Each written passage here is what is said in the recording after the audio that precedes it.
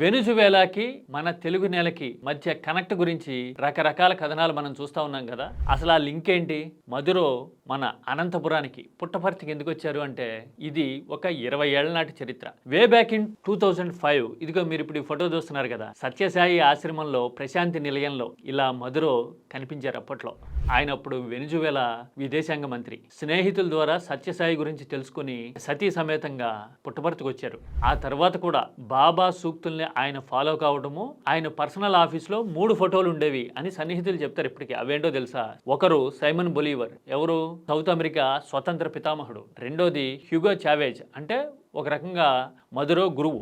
ఇక 3వ ఫోటో సత్యసాయిదే అని చెప్తారు. నిజంగా ఆశ్చర్యం కదా. అన్నట్టు సత్యసాయి ఏ మతాల వారినైనా స్వాగతించడం మనం చూసుంటాం కదా. అందుకోసమే జన్మతః కేథలిక్ అయినా కూడా మధురో సత్యసాయితో ఒక ధార్మిక అనుబంధాన్ని ఏర్పాటు చేసుకున్నారు. అది స్టోరీ.